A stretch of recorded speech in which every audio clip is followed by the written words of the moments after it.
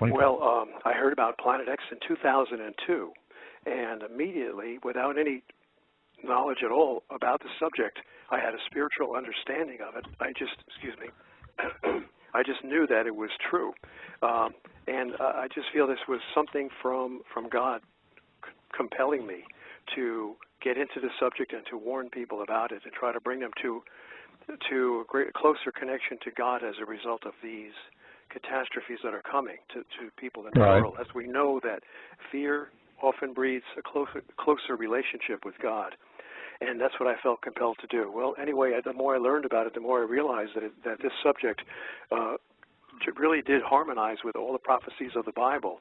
And not only that, I began to study the scientific evidence, and because of my background as a physics teacher and an electronics engineer and electrical engineer, I understood the electric solar system as people were beginning to present it, and how this electric solar system actually caused much of the devastating phenomena that we have witnessed throughout history, and that we'll probably be witnessing again as this brown dwarf star makes its entry into our solar system. So, when did this all start? For me, I mean, I always get the question, how did you come into this? Every time I do an interview with somebody else. And I always tell them the same thing. I walk straight backwards into it. What about you? Well, I just got that spiritual understanding, and immediately I felt compelled. And I know some people, I guess everybody has a concept of spirituality, and I can tell you that mine is general enough that everyone can empathize with it without speaking about any particular religious, point of view. I just felt compelled by the Creator, God, to get into the subject and to start warning people that indeed it's true and the time is coming. And the more I learned about it, I started reading books by Mark Hazelwood and other people, and began to study and see that, yes, this does make sense. According to the physics that I know, it makes sense in terms of the simple phenomena that we experience every day. For example, electrical discharges. When you walk across a carpet, and everybody's experienced this, where there's static electricity is picked up by your body, and when you go to grab something that is a large metal object that acts as a reservoir or a basin for electric charge, the instant before your finger touches that makes contact, there is a very painful snap, an electric arc, a discharge of electrons, static electrons from your body to that doorknob. Likewise, we see on a cosmic, celestial scale the same phenomenon occurring when comets drenched in plasma, full of a static charge, come very close to Earth, they discharge, and we see historical evidence, we see evidence in the Bible talking about these plasmatic or plasma discharges. Many people believe that the Grand Canyon was formed by electrical discharges causing arc welding, sort of, or a routering effect into the surface, deep into the surface of the Earth. And as this comet came by in a zigzag motion, it created a channel, a very, very deep channel, that is now the Grand Canyon.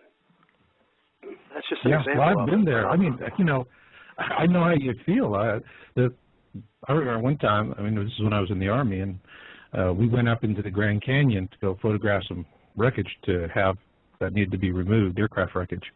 And we literally were flying in a bunch of Hueys right down off the deck. You can't do that anymore, but we were just 5 feet off the Colorado, blasting through. You could almost hear Flight of the Valkyries, dum, da, dum, dum. It was pretty impressive. And as I was going through, and I was a young fellow, but I remember looking at the walls of the canyon and going, don't tell me a stream did this, or a river. I'm sorry, this is hard rock here. It's not going through sandstone. It was obvious. But we see these things also. Mars, largest canyon in the solar system is on Mars, Val Marineris, and so isn't the way routing works water too? Huh? Right. Isn't this the way routing? You take a routing tool and you carve a channel into a piece of wood, and that's similar to what happens with these discharges in the Earth. So we have electrical phenomenon occurring, and not only that, as you know, the electrical phenomenon, the discharging that occurs between close-flying comets that buzz and graze the sun, causing discharges and sort of a reactionary solar sneeze, so to speak, that's called a coronal mass ejection, whereby charged particles are sneezed out in all directions by the sun, impacting all the planets and devastating those planets in many different ways.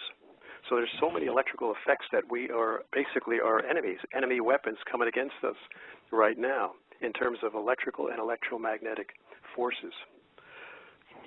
Yeah, I agree. I agree. I mean, you and I both see these things.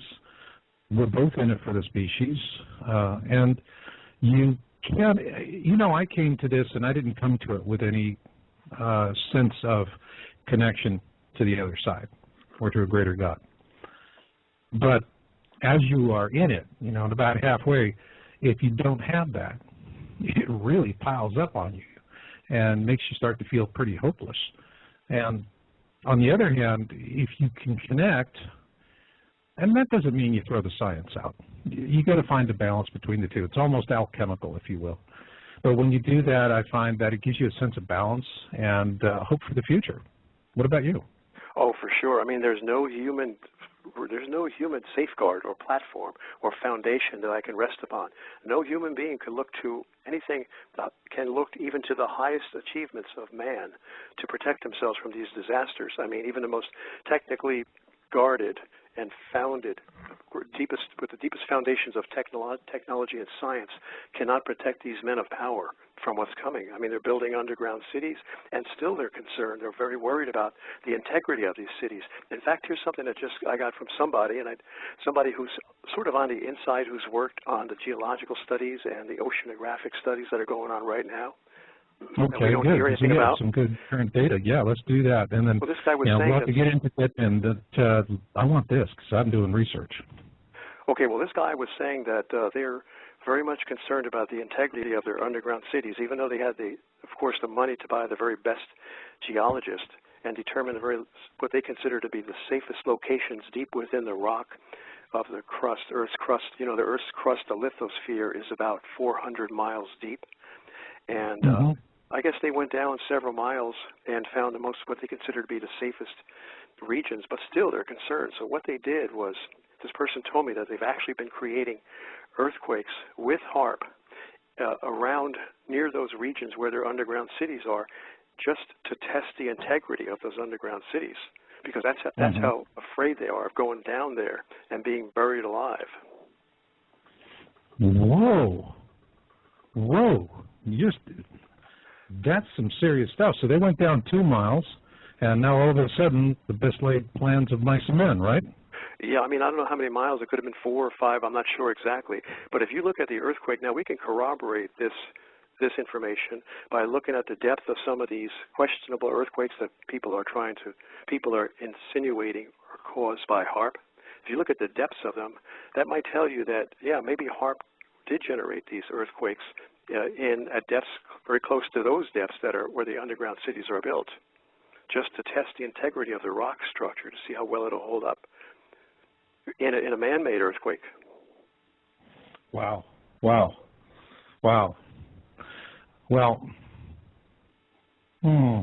what do you think they're going to do about it?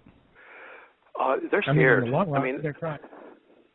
So, there's the best laid plans of mice and men are failing. Now they don't know what they're going to do. Well, they're still going to go underground, but the best laid plans of mice and men are quite questionable and quite dubious when you've got a planet that's going to come in and wreck the entire, you've got a brown dwarf star that's going to come in and wreck the entire surface of the planet. Right. I mean, they knew from the beginning that what they were doing was, just a long shot, to say the least, building these underground cities. I mean, my theory is that Schneider was talking about all of that. He was talking Schneider? about. Oh, I've heard. Yes, I read about him in your book, and I've seen some of his videos on YouTube. But I'm really sort of pleasantly surprised to hear that Phil Schneider was expressing the same or interpreting the power elite's fear and apprehension about this whole thing, despite the so-called complexity of their cities. Is that true? Mm-hmm. I can imagine they would be, because this is a superhuman event, and man going up against a superhuman event is like it's just there's no match at all. So anyone would be quite apprehensive about it, I'm sure. I would be. In fact, I would never go underground except for the solar scorching that's going to come. That's the only thing that would drive them underground, is the solar scorching. Because how else can you escape it? Yeah. when we were doing the channeling research, we had guides that were telling us, and different guides, and they all said this 2 miles underground plan was not going to work out for them, that they weren't going to fare that much better than anybody that's on the surface. Well, yeah, I mean, but I'd rather be on the surface in an earthquake than underground. But I believe, this is my surmisal anyway, that's my best guess based upon what I see coming. And we know the solar scorching is coming. If you see the movie Knowing, you see a graphic portrayal of that solar scorching that will basically kill most of the life on Earth, on the surface. And that would be the only reason that I could think of why they would want to go underground. Certainly not to protect against earthquakes, certainly not to protect against floods. I mean, they would have to come back out of the ground when the flooding comes, come back out of the ground when the earthquake happens. And they don't know because those events may be happening simultaneously. So I think they're scared. They're like a fighter, going up against a world champion, and they know they don't have a chance of winning that bout. Yeah, I mean, it's not working out for them. But it really goes to the heart of what we're going to be talking about tonight, which is dead men tell no tales. And I think that a lot of these incidents where people who were really getting to the heart of the matter met very sudden and tragic ends. And this was happening years ago, back even before, in some cases before I was even getting involved with it. And in particular, is that article, that fabulous article that you wrote for Yowza. And I can remember at the time we published it. I thought it was just an interesting article. It needed to go out.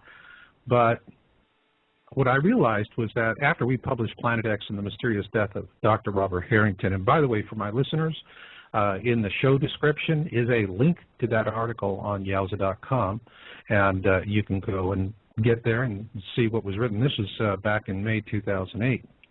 But this explained to me why all of a sudden there was this inexplicable stoppage, as though the whole topic of us being in a binary star system fell off of a cliff. All of the astronomers and scientists and science writers got a simple, subtle message with his death. This is a third-rail topic. People with power will not tolerate you talking about it. And if they can take a run at you, that's it. You're going to be running a spumoni cart in front of the Colosseum in Rome if you're lucky. But with his death, I mean, I think it's really necessary for people out there to understand the mindset of the people who did this, because, as you just mentioned in the opening of the show, things are not working out, okay? And the dots are not connecting the way they thought it would. And they went to extreme measures to, well, let's just call it what it is, to assassinate people that wanted to come out and tell the rest of us poor schmoes what the heck's going on. Robert Harrington was one of them. Brilliant man. Tragic, sudden death. His widow believes he was assassinated for his work on Planet X. So do I. So let's start with that, and then let's get into some of the other folks. But then later on in the second half of the show, after we have done Dead Men Tell No Tales, what I want to do, John, is then take that, move it forward into the present so people can see how all of these dots are connected from our point of view as Planet X researchers. Okay? Okay. Dr. Robert S. Harrington was the chief astronomer of the United States Naval Observatory in Washington, D.C. Dr. Harrington is mentioned in a landmark New York Times article of 1983, prior to the launch of the infrared astronomical satellite. I won't read the article because it's very lengthy, but it's a wonderful article, and Marshall has it posted on his website. In that article, it mentions, I'm just going to quote the part, Dr. Robert S. Harrington believes that this is a brown dwarf star. I think it says it somewhere in the article. And incidentally, here's a very telling phrase in that article that everyone should remember, because it absolutely proves that this body is coming in. That phrase is that it's 5 billion miles out. However, that may seem like a long distance, but It's hardly, it says, quote here in the New York Times article of 1983, hardly next door, but still within the gravitational influence of the sun. This was 1983. This is from NASA, by way of the New York Times. So we've established from that, the powers that be, that this body is within the gravitational influence of the sun. Take an analogous situation. An asteroid flies by Earth way, way at high altitudes, and it's just barely within the gravitational influence of the Earth. Is that asteroid going to be pulled in?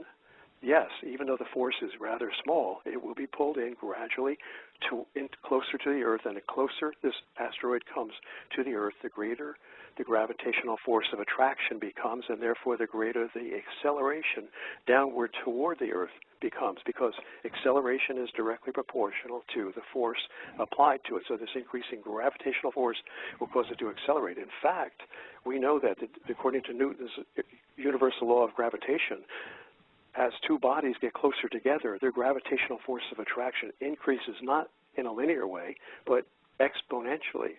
So therefore, yes, the acceleration will also increase exponentially. And this thing is going to come flying down to Earth at a tremendous speed until, of course, the friction of the air causes it to heat up. But in space, there's no air. So there's no friction to slow it down or heat it up. And this thing is accelerating at an incredible rate now toward the sun for the last 28 years since it was acknowledged that it was within the gravitational influence of the sun. Mm-hmm.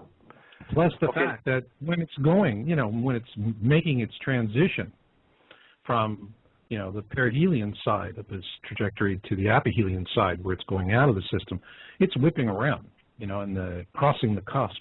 I use the analogy of you go to the park on Sunday for all the games and the rides and whatnot, and there's that big ride that you have to whip. And it whips around, and you just sit there in that little car for a long, long, long trip that's slow and tedious, and you wave at everybody and try and look excited, but you're really bored, stiff. And then comes around the end, and whap, that thing just whips you right around. And then, woo, you get your jollies.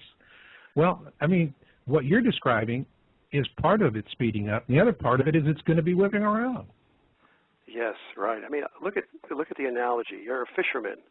Okay, and your reel is way out into the water, and you latch onto this big fish. That big fish is planet X. You, the fisherman, are the sun. The fishing line is the gravitational force of attraction between the fish and you, between the sun and planet X. So as you start reeling it in, you're applying a pulling force, just as gravity is applying a pulling force from the sun to planet X. Now, as this fish comes in, it starts flying over your head. Now the fish is no longer coming toward you. You're no longer reeling it in toward you. It has overshot you, gone beyond you, and now you got to pull back on it. It's got momentum. Yeah. It's continuing to go in the same direction. You got to yank back on it and cause it to decelerate. And this is what is happening. What will happen as planet X gets closer to the sun? It's going to overshoot the sun. It won't hit the sun because of what we call repulsion forces, I believe. And I don't think that's too well understood. But it never has hit the sun in all of its many passages over the millennia, so we know it will not hit the sun this time either. But it's going to overshoot, and therefore the sun is going to say, hey, wait a minute, come back here. And it's going to pull back, just like that fisherman will pull back on the line as a fish goes flying over his head. And that's going to take a while, but in the process it'll continually come back around as the sun's gravity pulls it around, and it'll really accelerate this body tremendously and whip it just like King David, just like little David's slingshot in the Bible when he killed Goliath with his sling, a stone in the sling. So this is that little stone could accelerate so much from that sling that it would hit a big giant right on the forehead and kill him dead. But just imagine what would happen to a brown dwarf star when this sun, 1/3 of a million Earth masses sun, with its gravitational swing, could do to this brown dwarf star, which is a puny 1,000 Earth masses. I say that facetiously. Well, anyway. Well, we got to be relative. But yeah, and I think that Harrington was seeing this, but also what we think is we were actually curious about Harrington's trip to New Zealand and what brought about his, again, just calling it like it is, like I see it, resulted in his assassination. And he had a telescope with a lens specifically ground for this mission. He was going to go looking for Nibiru, and we spent a lot of time on that and actually found that given the time that he went to New Zealand, and he did that at his own expense, and he went up to the top of a mountain, made his observation. If he had the right viewing sky, really good, clear, crisp sky, there was a brief 3 to 4 hour window of time before sunrise that he actually could have observed it at that time. Have you done anything similar in terms of backtracking and analyzing his observation trip to New Zealand? Well, actually, you know, Marshall, I was the one who I believe I might have erroneously mentioned something that's really not key to this entire story. It doesn't change the veracity of the story. The fact that I believed Harrington said in his memo that he published prior to these telescopic observations, in a memo he said he was dispatching an appropriate telescope to a southern location. Now, I think my minor error was that he himself did not go down there, but he dispatched a scope to the U.S. Naval Observatory's new auxiliary observatory in Blackbirch, New Zealand, that had just opened up, I believe. And it opened up as a result, let me think now, as a result of the Planet X thing that occurred after the IRAS. I'm not exactly sure, but that's not too important. The thing is that he dispatched this 8-inch scope, and I believe it was the scope lens was specially ground probably by a man named Ronald Stone, who also worked worked for them, the U.S. Naval Observatory. But again, that's not too important information.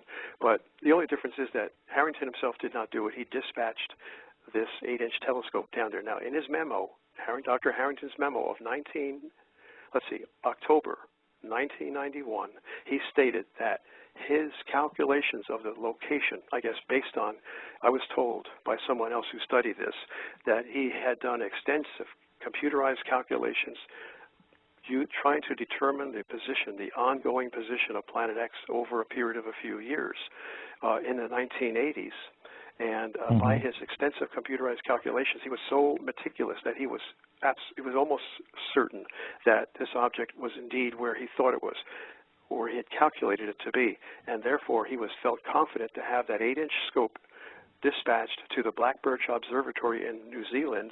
And he said in his memo of October 1991, that it would be viewing the southern skies, because New Zealand is close to the South Pole, during the viewing months. Now, we know he did not mention the viewing months, but we have learned since then from James McCanny and other people that the viewing months are May and June of the year. Those are the 2 months of the year that you can view it. And I hope I can sidetrack just a little bit, just for a second, to explain why I believe that those viewing months are only May and June. I want to give you an analogy. You're on the second floor of a department store.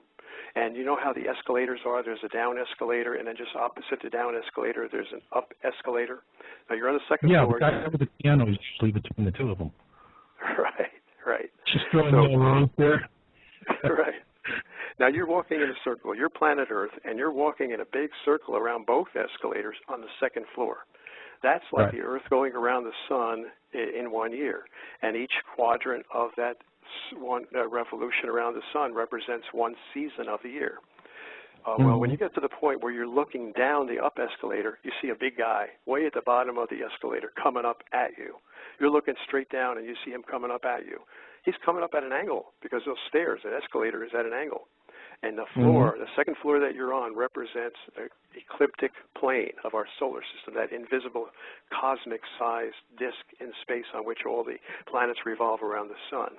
Okay, that's what the second floor of that department store represents. And you're looking down, and you can see this big guy coming up the escalator very slowly. He's not walking, he's just riding it upward. That's in the month of May as you walk around the escalators. Now you walk further, and you're walking into the month of June, July. You're going around this circle. Now you can no longer see that man down the escalator because he's blocked by the walls and by the floor and everything. So likewise, the only time we could see it is in May and June, because that's when the big guy, we can see right down that escalator, that upgoing escalator. Well, that's the analogy. But anyway, that's what Harrington said. We said during the months of viewing months, which we know are May and June, that's when it's going to be taking pictures to try to verify the position of this object. Well, that would have been, since his memo was October 1991, those viewing months would have had to have been May and June of 1992. And he said furthermore in his memo of October 1991 that when those photographic plates are returned to the U.S. Naval Observatory in Washington, D.C., that they would be examined and there would be these are blink comparison photographs. And blink comparison is a wonderful, ingenious technique that was created by, or developed by the Pluto astronomer. Pluto discovered astronomer Clyde. Yeah, Tom Baugh, they were the first. That was Pluto was discovered with the blink method. Yeah, describe that method for the listeners out there. Okay, if you were to take a picture of the sky, you'd see thousands and thousands of stars. How would you pick out one little planet X, one little dim star, or it might not even be visible? Of course, there must have been some visible light, or else you might have been using an infrared scope. I don't think he was using it. He might have been using an infrared scope. But how would you see one star out of maybe a billion stars in one photographic frame? Well, you would, all those stars are going to appear still, stationary. But if there's a planet there that's moving, just one object that's moving amidst all millions of stationary stars, then you would take another photograph on a second night and maybe another photograph on a third night. Then you would take the photographic plates and have transparencies of these made, so like negatives where you could see through them. They would be overlaid on top of one another, and light would be shined through each plate from the side. And as a result, you could turn on a light and illuminate just one of the two or three overlapping, sandwiched photographic plates, each plate being from one night's photograph. And you could alternate the flashing of the lights, the illumination of each of those plates, such that the human eye would be able to detect if the alternation rate of flashing were appropriate for the human eye. You could look at that huge field of thousands of stars and see just one little object moving, appearing to be moving like the frames of a motion picture would move. And that's what the blink comparison method is. Well, that's what Dr. Harrington was going to analyze. He said when they come back, which would have been the summer of 1992, we're going to examine those plates, and we're going to find out for sure. Well, Dr. Harrington somehow never released that information. He would have had the plates analyzed, I believe, probably by the fall of 1992, but we never heard anything about it at all. And then in January of 1993, Dr. Harrington suddenly dies of fast-acting esophageal cancer. And it's so suspicious because, first of all, suppose he died of a truly natural causes, not man-made causes.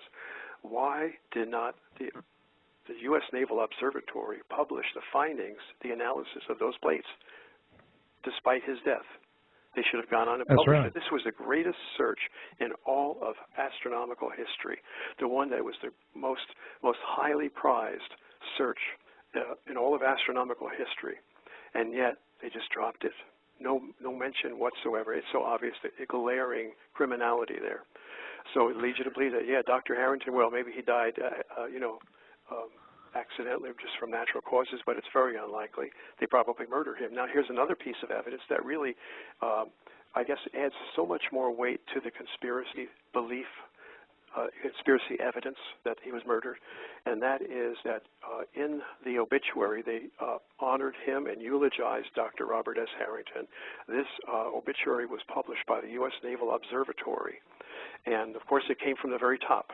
Now the very top would be the guys from the intelligence agencies, the National Security Agency, which has overseeing responsibility, supervisory oversight of NASA and all of the other government agencies, including the CIA. That's how powerful the National Security Agency is.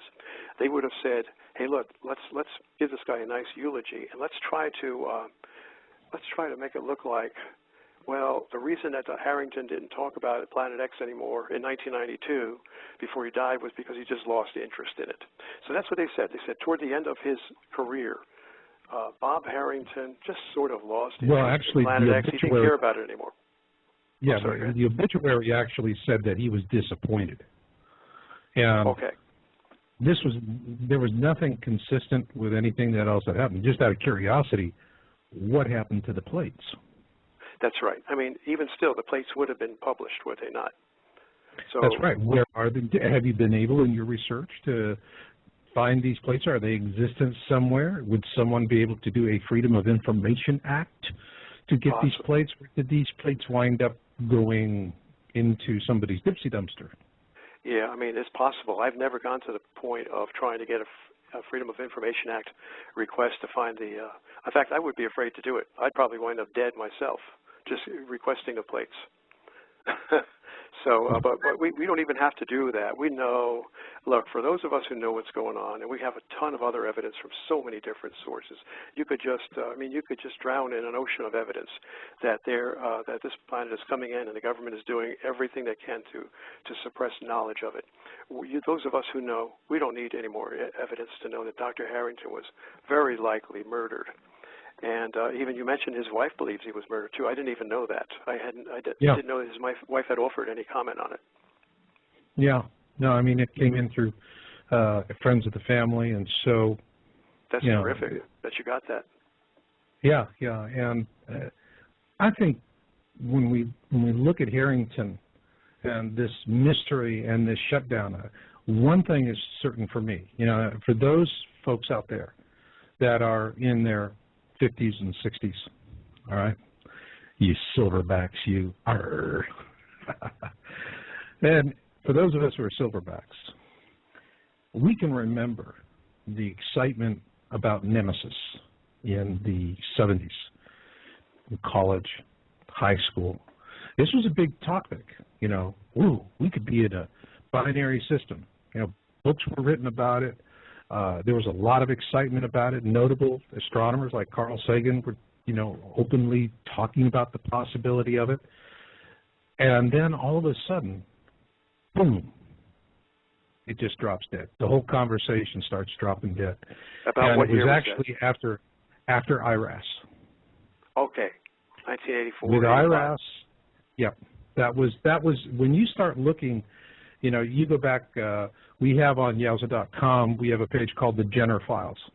And for people that are looking for some of this background evidence that you and I see as researchers, Jenner Files is a great resource for it. It's free. Go ahead and take a look at it. But you're going to see a consistent pattern that, after IRAS, the conversation on Nemesis came to a screeching halt. On Planet X, the possibility of this, Harrington's death put a real chill. This was just an area of astronomy that was all of a sudden not to be discussed. It was like, some sort of unwanted love child nobody wants to talk about, that kind of a thing. So we saw that, but, we saw what happened with him. But then there are others. So let's move on. Let's talk about a couple of these other folks that seem to meet these mysterious Planet X ends, or as the show title goes, Dead Men Tell No Tales. Arr. Okay, Marshall. Just one comment. You brought something to mind when you mentioned the chill that had been cast over all of the scientists in that field, where they felt suppressed. This is from the 1983, January 30th, New York Times article. This was just before the National Security Agency stepped in and intimidated everybody. Quote, recent calculations by the United States Naval Observatory, that's Harrington and Van Flandern, have confirmed the orbital perturbation exhibited by Uranus and Neptune, which Dr. Thomas C. Van Flandern, an astronomer at the observatory, says could be explained by a, quote, single undiscovered planet, unquote. He and a colleague, Dr. Robert Harrington, calculate that the 10th planet should be, et cetera, et cetera. Now, there you go, Tom Van Flandern. He was the associate of Dr. Robert S. Harrington. After the security agency stifled everyone, Tom Van Flandern would not speak anymore about Planet X at all. As far as I know, he made no statements whatsoever, even when questioned about it. So there you go. He was intimidated. And also, let's see now. Discretion is the better part of breathing air. Right. So I mean, he got the word on that. It was a complete stifle. But there's been others, and and I think you mentioned like Malachi Martin. Malachi Martin. Malachi Martin. Everybody's heard that famous soundbite from Coast. Although, the funny thing is, that soundbite used to be all over the place on YouTube. I couldn't find it. Oh, really? I still have it.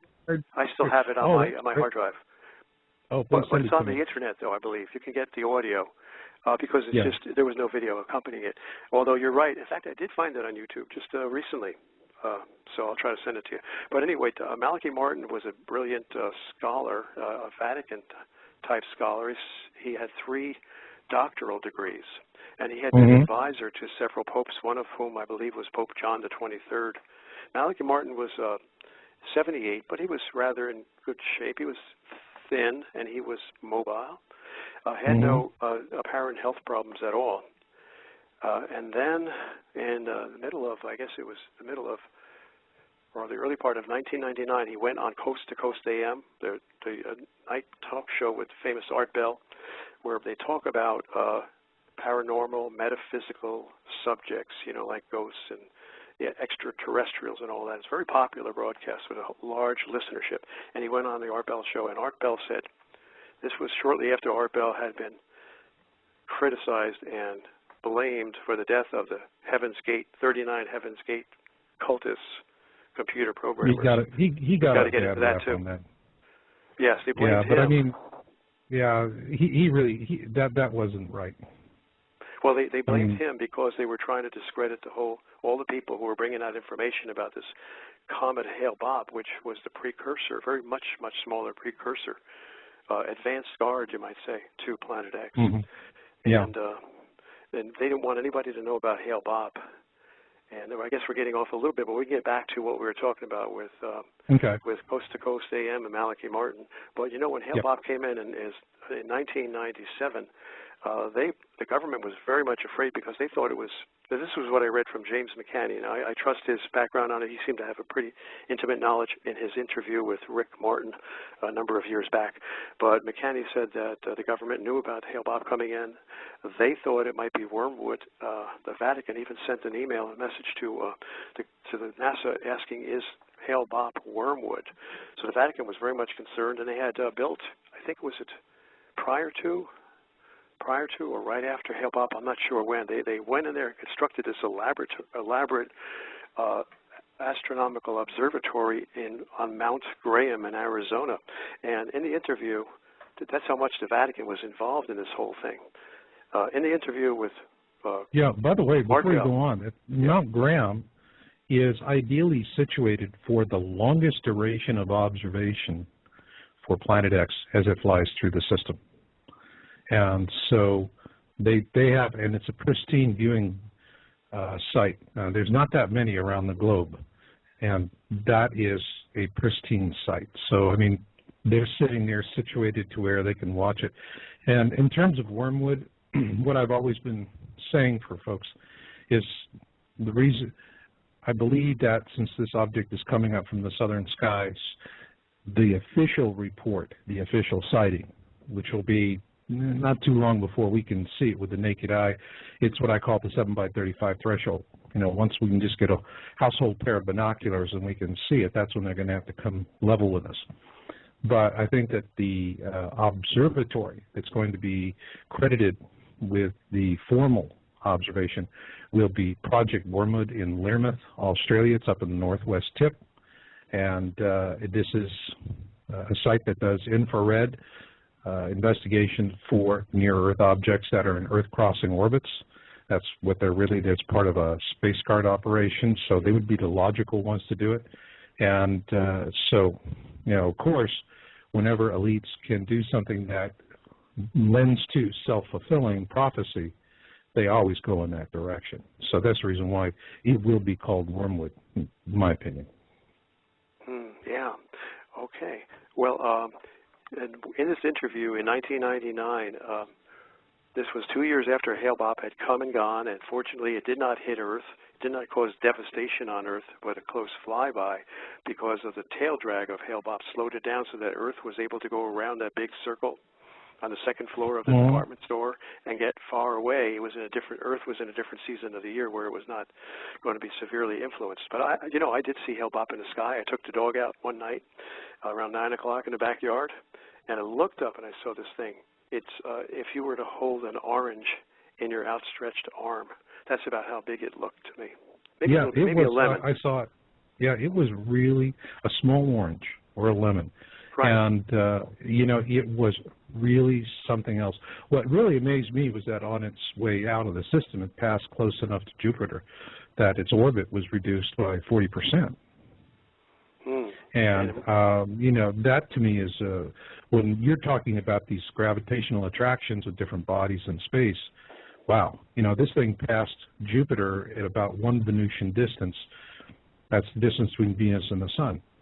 And it reduced its orbital duration from, you know, by 40% approximately, which means it's going to come back a whole lot sooner. But that's also part of something called Kozai mechanism, which explains how an object that is in a polar orbit is going to be very unstable, and eventually it's going to do one of two things. It's going to crash, death spiral into whatever it's orbiting, or it's going to get flung out into deep space and become a rogue object.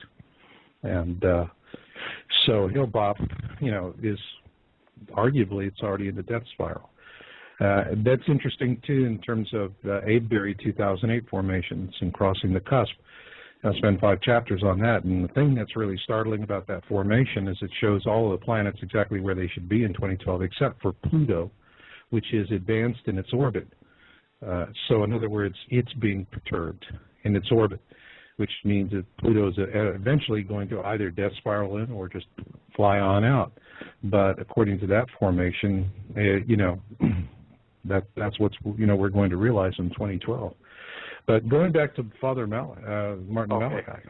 Yeah, in that interview of 1999, Art Bell on the radio show asked the priest, Malachi Martin, why did the Vatican muscle their way, and I want to emphasize that term, muscle. They muscled their way onto Mount Graham in Arizona, and constructed this observatory.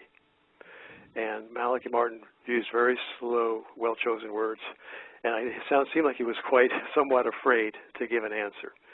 But he gradually coaxed himself to give the answer by saying, and this is paraphrasing, well, the reason they have this observatory is because the highest echelons of the Catholic Church, of the Vatican, know that something is approaching within the next 5 or 10 years.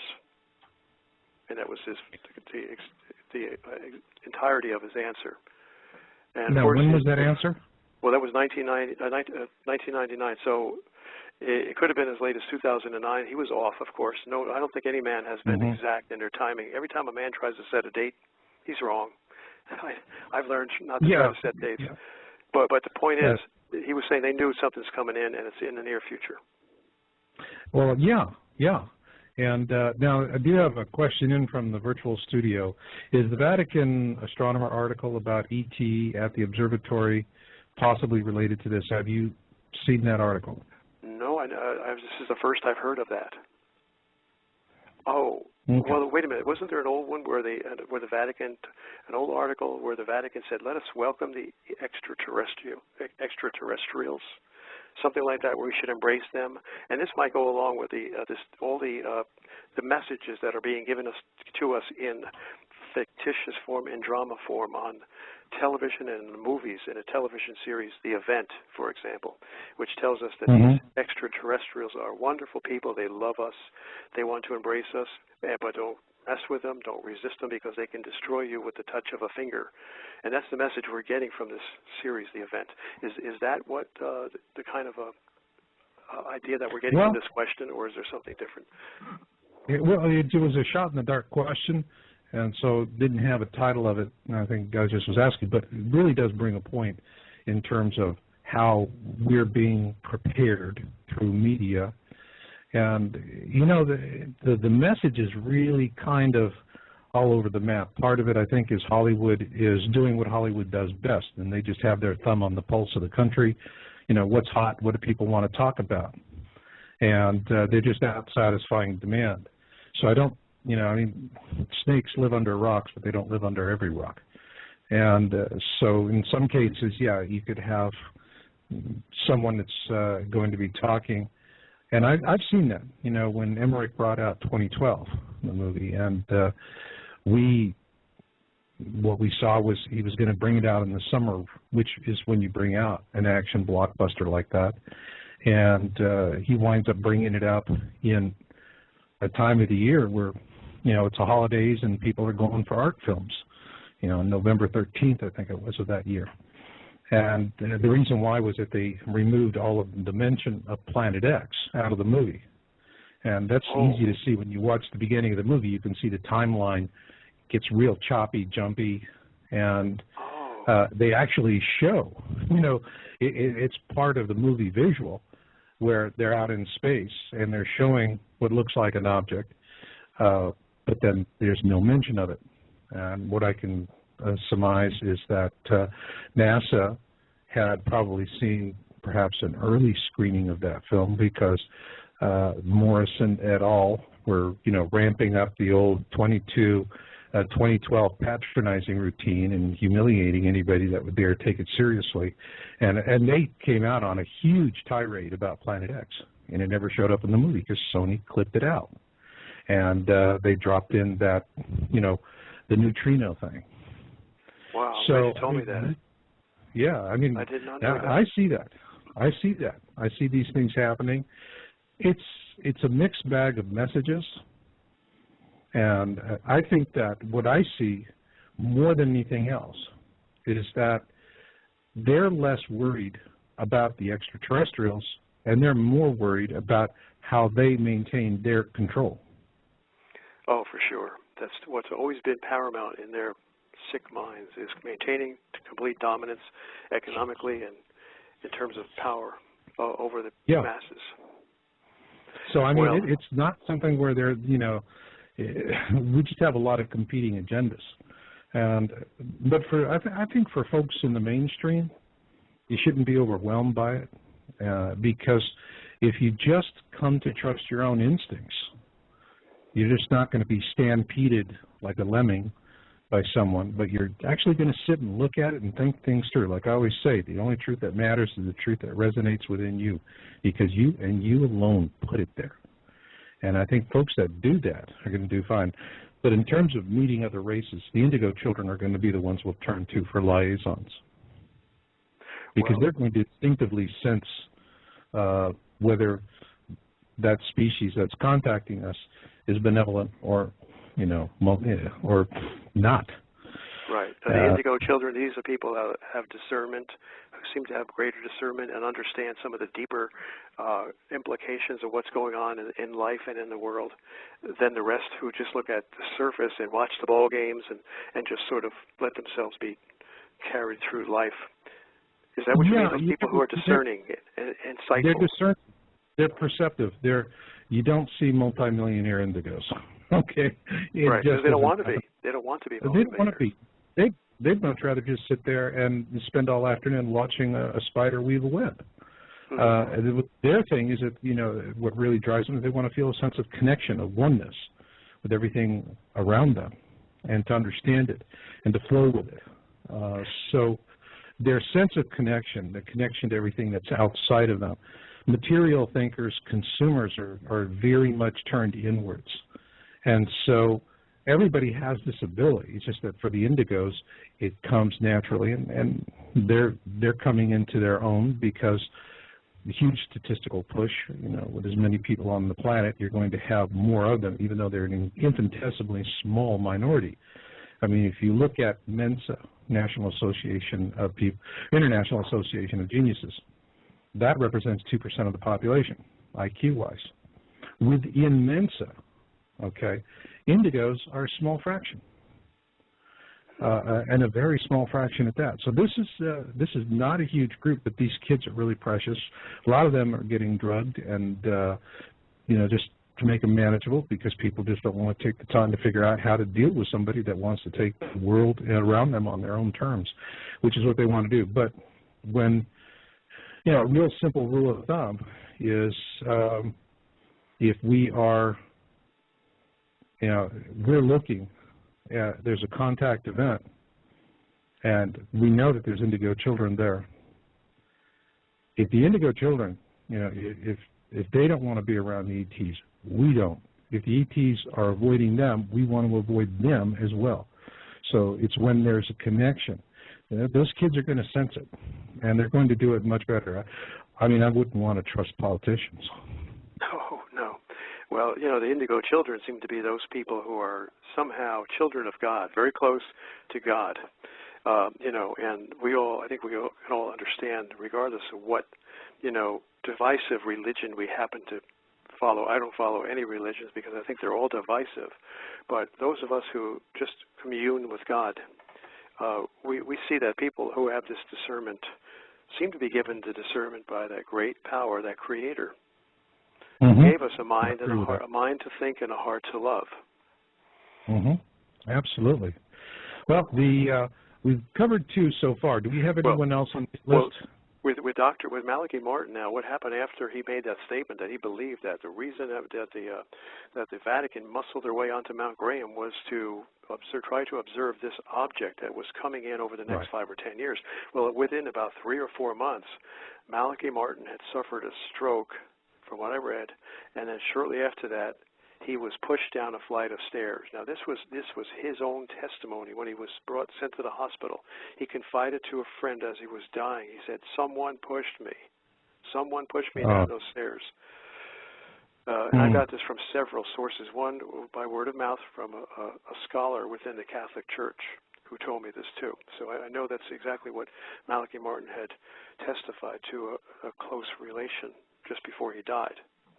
So he was murdered. And if you look at the time frame, shortly after he talked about what we know as Planet X. Well, you broke the cardinal rule. Shut up or you face. Cardinal Balducci was one. Speaking of cardinals, he was another one who, from the Vatican, who actually alluded to this object coming in, this Planet X. We should do more study on him. Now, he was not murdered, but he's another source of it. Balducci, Balducci. Okay. Within the Vatican. Let's do this, because we're up at the top of the hour, and I want to give folks a couple of minutes to go out and get some tea and take a break and play a little music. And we're going to pick up on this, and then also let's get current on what we see coming in the months ahead. You know, a lot of folks get you to weigh in on what you think Comet Elenin is. We've had a lot of talk on that on the show. We'll get into that stuff. So hang with me here, and I'm going to bring in some music for everybody. And what we're going to do for tonight is I want to play a little tune called Moonlight Serenade from Glenn Miller. And it's a recording from back during World War II. And when I heard this, the most unique time when I heard Moonlight Serenade, I was in a Moscow subway station, and it was the last train out. The place was deserted. And these things, you can't imagine. They're all marble, and they're underground, way deep underground. And this is where they were hiding out during the bombing. When during War II, the Nazis were within like 30 miles of Moscow. And the Luftwaffe was bombing Moscow, and that's where they were, and they were listening to these songs. And so for those of you listening to Moonlight Serenade, imagine you're down in the bunker, which at that point was Moscow subway station, surrounded by immense walls of marble. And when I heard this musician play it, he was in a connecting tunnel which turned like into a megaphone, and the sound was everywhere. The acoustics was absolutely perfect. And every time I hear this, I remember that moment. So, guys, we got 3 minutes and 24 seconds for Moonlight Serenade. Start up the kettle. You ready to rock and roll, John? Yes, I am, Marshall. Okay, now let's pick up where we were leaving off there. And you had, I think we have a third one coming in. We were talking about Dead Men Tell No Tales. Yeah, well, there's several. One that comes to mind is Dr. Eugene Shoemaker. Dr. Eugene Shoemaker was a well-known astrogeologist. He had done video presentations and speeches among his colleagues in the scientific community, revealing something that had been unknown by science until he revealed it, and that is that many of what they believed were extinct volcanic craters on the Earth were actually asteroid impact craters. And Gene Shoemaker was trying to alert the world to the previous impacts of meteors, asteroids on Earth. And when he saw this, I believe he was aware of because he was watching the skies, he was aware of the additional numbers of comets and asteroids that were coming into Earth's vicinity. And he was about to make a presentation, I think, a very big announcement. I believe it was around the mid-90s, I'm not sure. And just before he made that announcement, he died in an automobile crash in Australia. In the outback, on a lonely road. I mean, it's like it's two converging dust trails. How can you not know someone's coming your direction? Right. I mean, they've done this. This is a common way of assassinating people, sabotaging their vehicle. You know, this is something that comes to mind. Princess Grace Kelly, the famous actress from many years ago, back in the 50s, married Prince Rainier of Monaco, became Princess Grace. She died in a car crash, and I recall the news report saying that the brakes on her automobile failed. You know, isn't that ridiculous?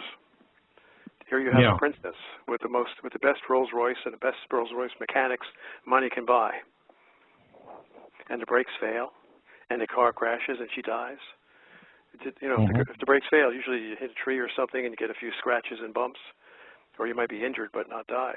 Well, anyway, that's what happened to Gene Shoemaker, and it also happened to others in the same way. So that's another common way of getting rid of people. Gene Shoemaker would have alerted the scientific community, and whenever a person of high credibility like Dr. Shoemaker convinces and alerts people of his class of scientists, then the power elite become very much concerned, and they want to get rid of that person. He becomes a real, and for those of you who might not know who Gene Shoemaker was, the Shoemaker-Levy, and those were that was a big comet that smacked into Jupiter. We actually had a chance to observe largest impact event. I've seen it's like, I think, a total of 32 fragments or objects, and any one of which would have been an extinction level event on Earth, by the way. And so that's where he really made his fame, was with Shoemaker-Levy. And but his death, you know, it's always plausible deniability. But none of these guys ever just die a natural death in bed, do they? No, and not even like Thomas Van Flandern, the colleague of Dr. Harrington. He just died recently. And I look at the time of his death is not too far from the time of the death of Dr. Brian Marsden, the head of the Smithsonian Astrophysical Observatory. Both of those men were concerned, I believe, about extrasolar system objects coming in our vicinity. I think Brian Marsden might have been either ready to talk about it, or maybe they figured, well, let's just get rid of him just in case he does talk about it.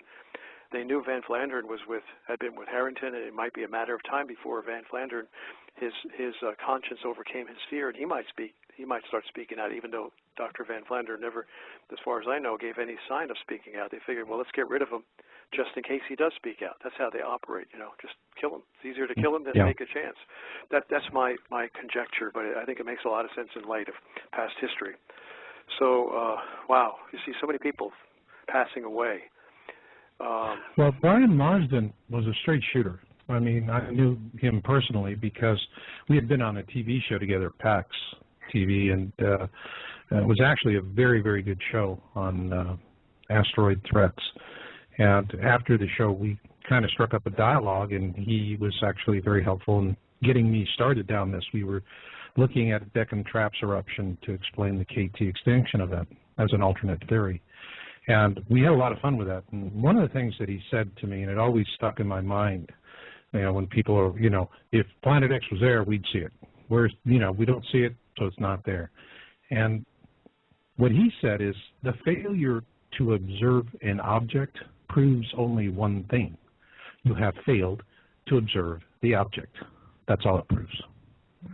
And, you know, but that doesn't stop the so-called experts from, you know, just adding creative license to it. But, yeah, I mean, Marsden, he was a straight shooter. And I remember he was really, when NASA implemented a suppression policy on near-Earth object reporting, and this was back in 99, 2000, And at that time, if you can, for those that can remember back to the last century, oh God, how does that sound? But if you can remember back to the last century, we used to see newspaper articles and even internet and all kinds of stuff at that time, would proclaim new asteroid or comet discovered has 1 in 32 chance of striking the Earth. Great headlines. Sold papers. The English tabloids just beat it like a rented mule. And what NASA did was they said, okay, they went out to all the astronomers and said, you don't talk about this publicly until we give you permission, period. We control the release. And they put in a blanket suppression. And what really made Marsden angry about that was that when they find these objects that have a low chance of impacting the Earth, the more they observe them, the more they create an ephemeris, a more accurate ephemeris. In other words, it's like a bus schedule. You know where the bus is going to be at any one time. Well, they do that same thing with objects. But you have to make a lot of observations of the objects before you can have a really accurate ephemeris. And the whole thing of having it so that this information would be shared rapidly, all right, in which the way it was in the last century, was to stimulate all those additional observations. But once NASA put the kibosh on it, that was it. It muffled it. And so it's just not that accurate. Now, how does that affect us today? Every time you see a news report that says an asteroid passed within a few thousand miles of the Earth or, within striking distance 3 days ago, okay? Every time you hear that, just say, thank you, NASA, for keeping us in the dark. Just thought I'd add that. Right. Yeah, I mean, their whole purpose and stated policy is not to tell the people if something is approaching. I mean, this was stated in an NBC article.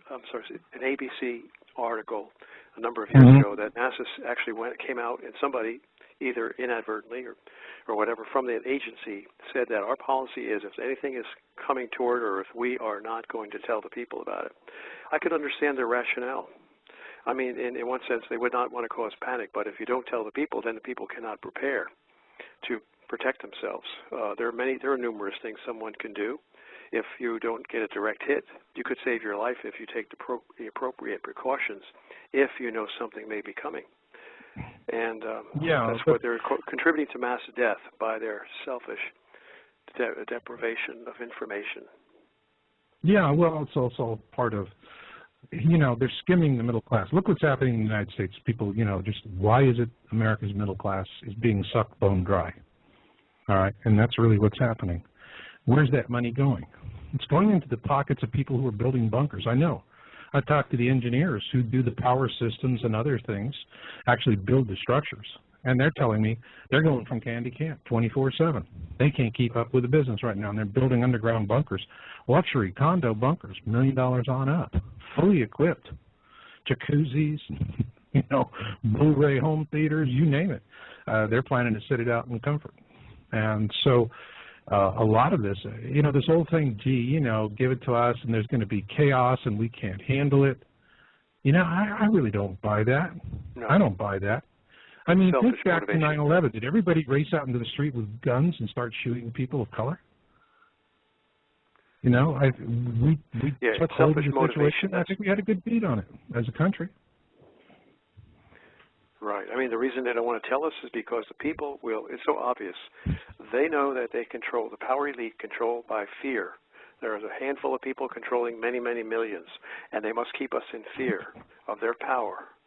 Well, our fear of their power and of their punishment toward us, their penalties, our fear will evaporate. We will no longer fear them when we see a greater fear coming in the skies. They know that. And that's why they won't tell us. They want to see us kept under their fear and not under the fear of what's coming in the heavens. Then people won't pay their taxes. If they know that you're going to be hit, they're going to just default under taxes. Yeah. I mean, it's and there's other ways. I see here in the Lori in the virtual room says, "Why do you actually believe the oil prices are so high?" Well, it's not oil shortage.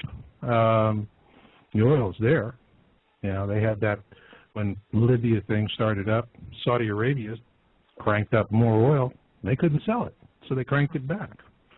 You know, it's speculation, but all of this is really, again, it's siphoning. And, you know, the thing of it is that as I look at 2012 coming up, and you look at the current economic situation and what's happening, it's like for the last decade, they set up this milking machine to milk the middle class, keep them dumb, keep them happy, eventually just dumb and unhappy, but keep milking them, all right? Transfer all of that wealth. And it's like, you ever stop to think, where in the heck is it all going? And in the meantime, the middle class is not going to have the real resources to deal with this. People aren't going to have savings accounts. You know, I think a majority of American households, it would take them a few weeks to scratch together $2,000 hard cash. So what's going to happen when all of a sudden the price of food quadruples or more in the store because there's an announcement? You know, so I think it's more a case that, you know, this whole thing, we're not, you know, we can't handle the truth. Excuse me, FCC, that's just happy bullshit. We can handle the truth. I see people handling the truth every day. I get up, this is what I do 7 days a week. And I see people every day, and they're handling the truth. And they're handling the truth despite the lies. So that is, you know, that's hackneyed. It just doesn't cut it as far as I'm concerned. But anyway, you know, let's look at, because we're, the show's clipping along here pretty fast, and we've got about 25 minutes. Let's take what we know about dead men tell no tales. Let's look forward now for the next 6 to 12 months, all right? What do you see coming, John? Well, I think in the near future, somebody had mentioned Comet Elenin, and I think we all believe, I think you agree that it is probably one of the outlying comets in the gravitational grip of Planet X. Would you agree? I do. Okay, yeah, I think, so this is a harbinger of what's to come. Yeah, it's like a beehive. You know, throw a beehive through the window, there's going to be a lot of bees around it, right? Right. You know, same thing so here. this is a harbinger of the disasters that are about to come. I think if this Elenin may cause some substantial damage to Earth, even though it's only a comet, you know, a bee surrounding that huge beehive, Planet X, it can cause devastation to Earth when the alignment occurs. We know the planetary alignments. There's a guy named Chatelain, a French scientist going back to the 1970s, 1980s, and he states, I have him on videotape where he states that every time throughout history when they saw these planetary alignments, there would be earthquakes. And this was when Jupiter and Saturn and Mars would all line up in a straight line with Earth, and they would compound their gravitational pull. It would be like a tug of war with all the guys pulling on a rope in the same direction, right along the line of the rope. It would create earthquakes on Earth, so they knew whenever there was an alignment, you can expect earthquakes. Well, Elenin is supposed to go into alignment, again, I think in a few months, with Earth and possibly Mars. Now, I haven't been following it. Marshall, you probably have a better knowledge of that coming alignment than I do. Yeah, I mean, I think that given the alignment, it's not an exact alignment, but my gut instinct on Elenin, you know, because the orbit has changed on it, is that this is going to come close enough to the Earth that while they're telling us, oh yeah, when it's here in, you know, August, September, we'll be able to see it in the pre-dawn hours, barely visible to the naked eye. No, I don't think so. I think when Elenin passes through, it's going to come close enough to be pretty darn bright. And I think that with the celestial alignments, plus everything else going on. You know, we've noticed over the years other comets when they pass through the ecliptic, for example, like Comet Linear. It hit the ecliptic and boom, that thing just like it hit a wall, shattered. So, you know, these objects are going to be easily perturbed by these alignments, and I think with the flyby and you know, the Hopi prophecy, Blue Star prophecy, that says the blue Kachina will unmask. And I think what that really is saying to me when I read that is Comet Elenin is going to come close enough and it's going to shatter, explode. I mean, it's going to be bright. It's going to be really bright. Unmask, yeah. I mean, that's what that would imply. It's getting brighter all of a sudden. We're going to see it, and at the same time when we see it, I agree with you. Right. They're going to be, part of the Blue Star Kachina prophecy is that it is going to cause some problems for the Earth. Now, there is another comment that was back in 2007 or 2009 that a lot of the prophecy watchers believed was the Blue Kachina. It was very, very bright. Probably at the time was the brightest object that was in the heavens. Oh, Comet Holmes. Comet Holmes. But the thing about Comet Holmes was that it didn't, we didn't have earthquakes or anything else happening around that time. All right. But with Comet Elenin, I think we're going to see that. I think we're going to see some dramatic earth changes. And we're going to have some quake events, some tsunamis. It's going to be a real wake-up call. It is going to be, hey, folks, get your head out of the tube and look up, because what's coming is Euclid. Because the Blue Kachina prophecy follows on the heels of the Blue Kachina comes the Red Kachina, and that's the one that really, really kicks us in the tutu. That prophecy is so valuable to us. To give us an early warning. For so many years, I could never connect the dots with that. I remember reading about that back in 2002, 2003, I mean, at the time, my head wasn't really into looking at prophecy at that time. But I remember reading it and just saying, wow, that's a mystery. And it's obviously describing a celestial event. So, like I do with all mysteries. If I don't Bible prophecy, Hopi Indian prophecy, Mother Shipton prophecy. There's so much prophecy. And Marshall, I'm glad you brought this up. There's a prophecy of Joe Brandt. Joe Brandt in Hollywood, California. Okay, before you get into that, I want you to dovetail this question into your answer. This just came in, and Susan threw me at this from the virtual studio. This is from Marianne 2, and can't make out the rest of that screen. What is supposed to happen when Elenin comes through? Will the night be light, daytime, continuous light? And throw that into your answer. Oh, I don't know. I mean, when a comet comes close by, I can just tell you from a basic physics point of view, you're going to get, the body is close enough to cause gravitational attraction to the Earth's crust and the underlying mantle below the crust, such that earthquakes would increase. And there's no telling where the earthquakes would exist. But of course, I have to take that back, because if this thing is coming overhead, and I believe it is, right, Marshall, it's coming over the ecliptic, above the northern hemisphere of the planets, right? So if that's the case, we would more likely see quakes in the northern hemisphere, whereas before we used to see a lot of quakes in the southern hemisphere, because Planet X and its gang of surrounding comets were below the ecliptic. So now we would expect more earthquakes in the northern hemisphere. We would expect all kinds of meteorological and geological disasters, including increased volcanic eruptions, which we're experiencing right now. There's a volcano in Ethiopia exploding. There's a volcano in Chile exploding. There's a volcano, another one in Greenland. Is it Iceland or Greenland? I forget the name. Grimvoten, something like that. Yeah, three at least. Major floods right now, right this moment in China. Huge flooding in China. Wildfires in Arizona. Incidentally, speaking of the wildfires, it's such a tragedy. And a levee just bust on the Missouri. Oh my goodness! Yeah, the Mississippi is really in flood stage, and exacerbating. Where we see exacerbating signs of a coming earthquake in the New Madrid fault zone area. That's the lower Midwest surrounding the Mississippi River. Flooding, huge flooding, often is a precursor to major earthquakes. I don't know if you've noticed that. That's why I always get worried when I see this major flooding in the Midwest and in California. Yeah. I'm sitting there and I see this one gal in the virtual studio, Mama B, Africa cracked. For the folks that there is a section of Africa, the plates are separating. That's a great. I'm glad you brought that up. Has already happened.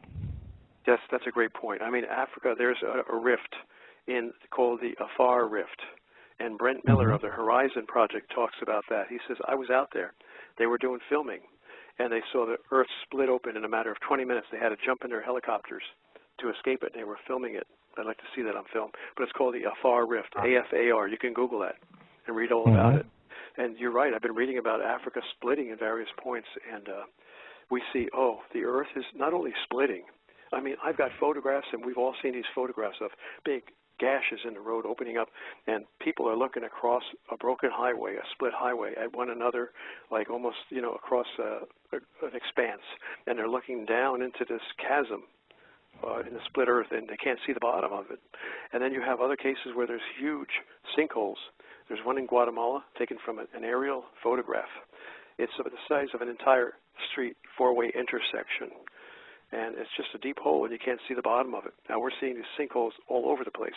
There was a Sonic drive-in, fast food place that was completely swallowed up, I think in Cleveland, Georgia, someplace like that. And all over, things are being swallowed up. I mean, New Jersey, California, the Earth is...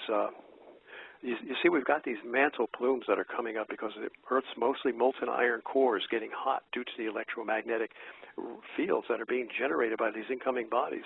They're charge in motion, and charge in motion through basic physics principles generates electromagnetic fields.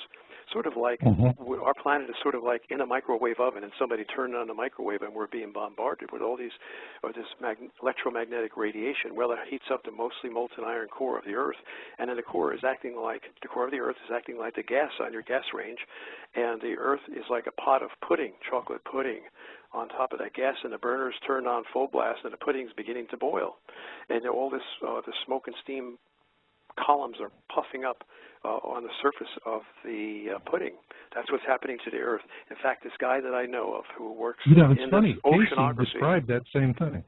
Did you know Casey described it? He said, I remember reading somewhere, said, they asked him what's going to cause the pull shift, and he said magma bubbling up from the core of the planet. Oh. And, you know, at the time he said that, Earth scientists had no idea. They really didn't even understand the core of the planet that well until we finally had satellites and that they were able to do some pretty deep penetration sounding and, you know, find out there's a lot of stuff going on down there that we didn't understand before. So Casey was really, his explanation of it, you know, these big bubbles that form up in the magma and these chambers that are felt, and then from them streak out, you know, the volcanoes. And he was describing something that Earth scientists couldn't have known at the time he described it. Oh, you reminded me. Okay, this is what I got, some information that I got just recently. The iron, you talked about the pole shift being related to the magma boiling up. Well, I was told that there's been, the scientists know this, the ones working with the government know this, and they're about the only ones who know this, that the iron core of the Earth is shifting. There's iron coming up through the core, again, probably due to heating and mantle. These mantle plumes, you can read about them in geology books. Mantle plumes are normal, but now we're getting an intense, greater number of mantle plumes due to the heating of the core. And iron is coming up around the Hawaiian Islands. We're getting an excess of iron coming from the core, erupting through these mantle plumes, and, maybe not even erupting, but it seems to be, the iron seems to be gravitating to the area beneath the mantle. I don't know how deep. It could be as far as the core, but I believe it's probably into the mantle. Let me give you a little bit of a quick background on depths that we're talking about. The crust of the Earth, the lithosphere, the hard crust, is about 400 miles deep. Below that, you've got about 1,600 to 1,800 miles depth of this pudding-like material called the mantle, which is nothing more than molten rock, so very thick and viscous because it's molten, interspersed with various metals. Some of them are magnetic, like magnetite, nickel, and iron. So consider the mantle, which is very deep, like 1,800 miles, being like pudding, and the Earth's crust being like the skin on the pudding after the pudding is allowed to cool a little bit on the pot. And that's what your lithosphere is like. Well, we've got an excess of iron coming up in the area of the Hawaiian Islands, and this is causing a magnetic pole shift. It's really weird. I didn't get all the details on it, but this is why the Earth's magnetic field is getting out of line, is losing its integrity, and is becoming skewed and moving toward the Hawaiian Islands. Now, another thing is coincident with this favoring of iron toward the Hawaiian Islands is there's a mountain coming up, a volcanic mountain rising up and ready to emerge to become a new island in the Hawaiian island chain. We're going to see a new island rising up, and just as Casey warned. That's right. Here, we got a caller here. Let's see what he's got. Hello there, caller. You're on the line. Hi, Marshall. Hi, John. I would like to take John back to about 5 minutes ago when he was talking about element being could you tell the audience your name, please? Oh, yeah, Bernie, and I'm in Michigan. Okay, Bernie. Good. Go for it. Okay. I'd like to quote from Coleman, and it's the Book of Creation, Chapter 3, and it's 3:6, and it's just the first sentence. The first sky monster was joined by another, which swallowed the tail of the one going before, but the two could not be seen at once. So that sounds like talking about element being a harbinger, that could possibly be the messenger. Yeah, it sure sounds like it, doesn't it? The guy in the back, the big guy behind it, swallowed its tail. Blue Kachina, red Kachina again. Yeah, I mean, the thing is, and I think the caller really brings a good element to this, is that it's not where we have these, out of sync prophecies and predictions. What we find, I think, John, you could say the same thing, is that the more we study this, the more we find commonality rather than discrepancy. We're all working on a crossword puzzle with 500 pieces of the puzzle strewn all over the floor of our living room, and we're all sitting here surrounding it, and one guy's over there fitting a couple pieces together, and another guy next to you is fitting another couple pieces together, and together we're putting the pieces of the puzzle together, prophecy pieces of the puzzle, the ancient historical pieces of the puzzle, the biblical pieces, the scientific, it's all coming together. So thank you for that contribution, Bernie. You're welcome. Yeah. But the question is, who has the corner pieces? Okay, well, I'll let you get back to the corner. Yeah, thank you very much. Good one. Who has the corner piece? That is the thing I see disappearing all the time. If you want to stay on for a second, Bernie, maybe let's see. Somebody is asking from P90X, was the G2 event on the Sun on June 6th related to Planet X? Oh, hard to tell. No. Tell me, Marshall, what was that event? Was it a coronal mass ejection or flare? Yeah, I remember it was. There was an event. I think in general, there was a blast. Overall pattern. I mean, the sun is the sun, and you're talking about in terms of overall changes in how the sun behaves. It's very small. It's less than 1%, really. But for us, that's a huge difference. Earth sits in this Goldilocks zone, and it's quite a precarious perch. We're just far enough away from the sun, not to be Venus, but we're not so far away that we're Mars, and we're in the Goldilocks zone. So it's hard to say. What I can tell you is that Ulysses probe, that for us was that was the close for us. We were always, up until the Ulysses probe data came in 3 or 4 years ago, and that is a probe that was doing polar overflights over the sun to look at the northern and southern hemispheres, compare them. And it did a few passes, and what they found is that the southern hemisphere of the sun is markedly more active than the northern hemisphere. Well, there you go. And it's going out in a direction that's not. It's not where the whole southern hemisphere, is just completely energized, but rather it's more excited out to a region. It's like pointing down and out at a 45-degree angle. So I think that when we're looking at solar events, it's a combination of all of the above. Yeah, you can have normal solar activity, but also the sun is responding to Planet X, and so you have to flavor it all in together and understand that the nuances are very, very subtle.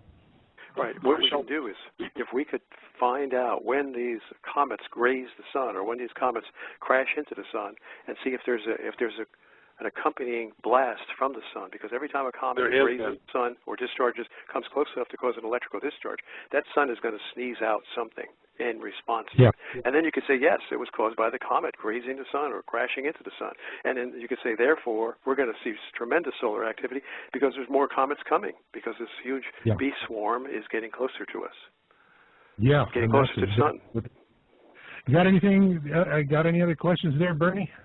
Well, I just had one more comment. The last 3 days in a row, we've had S-class events on the sun, and they have been located in the southwest quadrant. Mm. There was one today. As a matter of fact, there was a I'm on my phone, so I can't look it up. There was I think it was a 2.3 class flare this afternoon at 5:36 Eastern time, and that was also, once again, in the southwest quadrant. Well, you know, I'm baffled by that because I seem to surmise from all the evidence that I've been able to piece together, and it's not easy because we're not getting any help from the government, but I seem to surmise that Planet X... Yeah. I'm sorry. I mean, we're getting help. You know, we're like a guy who can't fly a plane, and we're suddenly got hold of the controls and trying to figure out which way to move the stick, you know, to keep from crashing. But I suspect that Planet X is now coming into above the ecliptic now, and I think it's already penetrated the ecliptic. Judging by several fields of study that I've been following, they all seem to agree.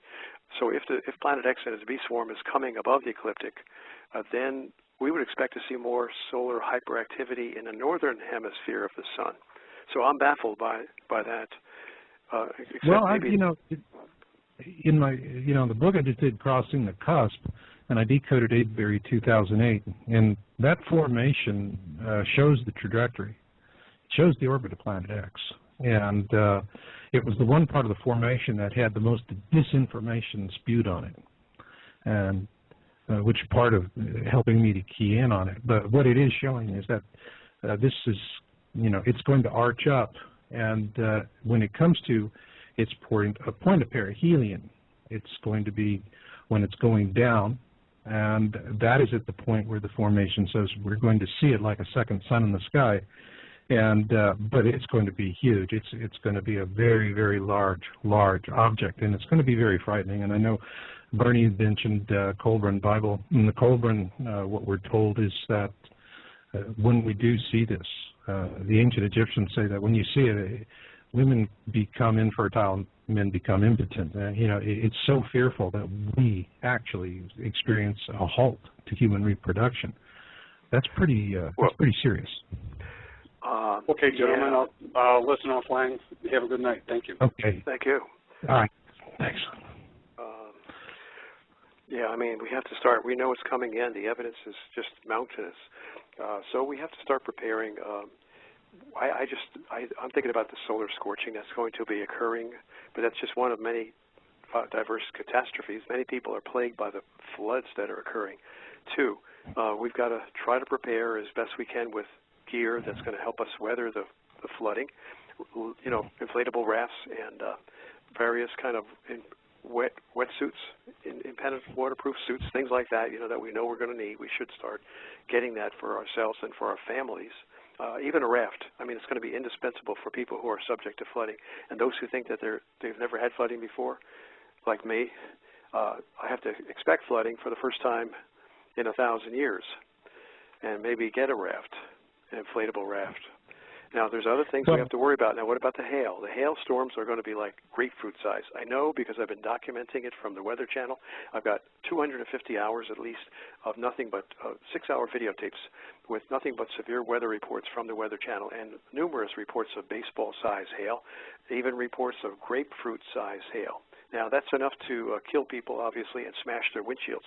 They even have videos taken from people in their cars where they're screaming and this hail is smashing through their windshield, videoed from inside the car. So I've got this idea that people can pick up on. Got to pass this on to a lot of people. There is material, there is stuff that you can buy at a gardening place.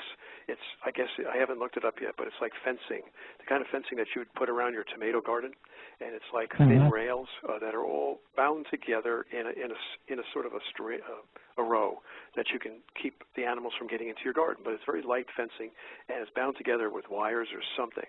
Well, imagine taking a piece of that would go lengthwise across the top of your car. Now, you're driving, you don't have any, you have to be immediately protected against hailstorms because they could happen when you're on the highway doing 60 miles an hour.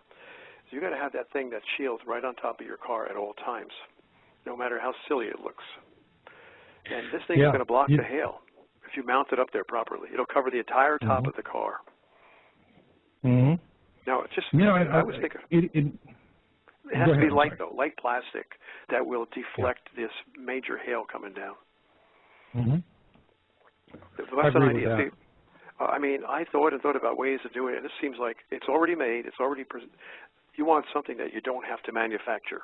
You want something that you can go to Home Depot or Lowe's Building Supply and just buy it. And fencing might be the way. Now, you got to mount it up on your roof, and maybe the ends of it has to be cut long enough so that it will extend across the top of your car from the front bumper to the rear bumper. Cover the entire top of the car. It won't be able to cover the sides. And thus you will still have clear view as you're driving because this thing is over the top of the car. It's like carrying a mattress on your car. And just figure a way to mount it up there so it would be secure. That could save lives. Save I mean, if your car gets demolished, you're out of business. How are you going to get around when your car gets demolished by hail? An insurance company can't pay for it because they're flat busted from all the claims that they have to pay off on. Well, that's what we're going to see. I had Ehan Derave on, and he was in Japan after the quake and actually got back into the areas. And he said, you had people living in tent cities, and they're eating white bread. And he said, I can come in here. He had a 4-ton truck. And he was, whenever he could, he was bringing supplies out to these communities. But as he got further north, he was told, well, you have to get permission from like 4 or 5 different bureaucrats in order to bring in, some fresh fruit and some vegetables that he would go and literally buy, wholesale in Japan, same place where all the grocery stores are buying all their stuff. And, he had the money to do it, couldn't get the permission. And so these people are living on potatoes in white bread. And, I mean, talk about your blood sugar going to heck in a handbasket. I mean, how can you be positive and looking out for it?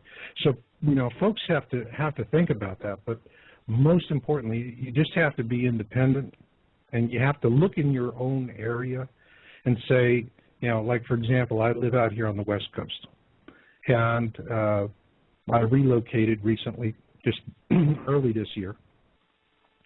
But I made a point of making sure that I was on the uplift side of the San Andrea. All right? That's real important. And, there's been a lot of psychics in the area where I live say this is one of the narrow strips of land in Northern California that'll survive because it's going to get pushed up as opposed to sinking. The Central Valley in California was an inland sea. I think it's going to become an inland sea all over again. And in that case, you're right. You definitely, you want to have something that'll float. And also, you're going to be floating in filth and sewage. All kinds of awful stuff's going to be in there. They're going to be snakes and everything. You see this when they have these problems down in Florida. And, and they were having it in New Orleans, where, the snakes are getting flooded out and they're swimming through the water. And that was a dangerous situation. So you have to look at what is your local situation, and you have to take those threats that you would normally face, whether it's tornadoes or it's flooding or it's earthquakes or it's a tsunami warning area. You have to look at those because those are the kind of things that are going to be accelerated. But then there's the one big one, solar radiation. And, we were talking about this earlier, and in the chat room, it really is something. That people are really getting out there. Now, when we're talking about Elenin and we're talking about Planet X, I have a question here Susan's thrown me from the virtual chat room, from Jerry IT. When will it become visible? Let's just say it is Elenin and it is Planet X. What do you think, John? Oh, I really don't know. I can't hazard a guess. I can just say that I believe that Elenin is probably one of the comets in the entourage of Planet X, and we may be seeing it sometime this year before the year is over. But the thing to really worry about is that question is not so important, not as important as how do we get prepared, or we know how to get prepared, and the answer is let's get started right now. I myself haven't done much because I've been so busy trying to warn other people. But I've got to get that inflatable raft. I've got to figure out some way to prevent the solar scorching. I know they have these solar blankets, these highly reflective blankets that campers use. And if we were to perhaps make sort of a dome structure with something highly reflective, that dome would not only resist heavy winds, if it were, you know, a small structure, not the size of a house. Mm-hmm. Let's say about 12 feet in diameter, a dome. And there are places you can buy them. I forget, somebody was mentioning the name of, I can't remember the name of the company. Actually, it's Monolithic Domes. I did an interview on them on my other show, Cut to the Chase, and that's at cttcradio.com for those of you out there that want to listen in on that. And it's part of the ACP series, Advanced Community Planning series that I've been doing. And it's one of those things that, you know, I get it thrown at me all the time. It's like, I'm doing this for the money. If I were doing it for the money, I would not be doing the Advanced Community Planning series, because a show like tonight is going to pull out the audience like crazy, and it's an important topic. But of more importance to me as a researcher is getting people organized and ready so that they can survive what comes. And that's what the whole point of the ACP is. I talk about, you know, dry water harvesting and building a good survival structure, something affordable. And, you know, that is something, it's just really hard to get people fired up to take that seriously. Well, Marshall, you gave me an idea. We should have a central location. Thank God for the Internet. On the Internet, where it could be nothing but survival information, because, you know, you and I can only talk in generalities, but we can't really get people going on it because we're not giving them enough information as to instructional details. But if they went to a website, they could see pictures, they could see places where they could telephone to order the equipment. You could order, say, a dome, a 12-foot wide dome that would come to your house in pieces. You put it together, then you would overlay this highly reflective foil that would reflect the sun's energy. At the same time, you would have, I'm sure they have, well, I would hope some inventor would have created an electric generator that takes solar energy and converts it to electricity for cooling. So you could take that heat from the sun and turn it into an air conditioner inside your dome, and then under the dome you dig a hole and implant one of these prefabricated or put together yourself underground storm shelters. So now you've got a solar reflector protecting you from the heat, and then you can dig deep and further escape the heat of the sun. At the same time, protect yourself from this killer tornadoes that are coming. So it would be a dual-purpose shelter. We could put that on the website and really give the people the details. Yeah, I mean, I have that, and what's really important for people is that you have to have protection from solar radiation. Actually, that's what we, in Planet X forecast, we said, and I still maintain it, the single largest cause of death is going to be solar radiation. That's going to be the big killer. That stuff gets here at the speed of light, about 8 minutes. There's no warning. And for those on the sun side of the planet, when it hits, all you're going to know that it's hit is that you're going to just, like the Earth stood still. Everything's just going to stop working. That's electrical. That's got any kind of digital circuit to it, because it's going to get hosed. It'll get cooked in its own juices. And at that point, you're in a period of storming that's going to last about 30 minutes. If you're standing out in the open, you're a poodle in the microwave. And so you got to find a place to duck out. I mean, that's really, really important. But sorry to say it, I've run out of time, John.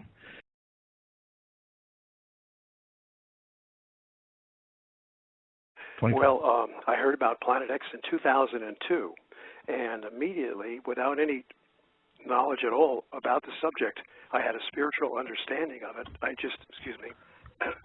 just knew that it was true, and I just feel this was something from God compelling me to get into the subject and to warn people about it and try to bring them to a closer connection to God as a result of these catastrophes that are coming to people in the world. As we know that fear often breeds a closer relationship with God.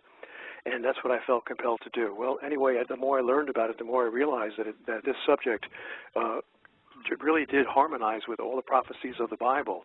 And not only that, I began to study the scientific evidence, and because of my background as a physics teacher and an electronics engineer and electrical engineer, I understood the electric solar system as people were beginning to present it, and how this electric solar system actually caused much of the devastating phenomena that we have witnessed throughout history and that we'll probably be witnessing again as this brown dwarf star makes its entry into our solar system.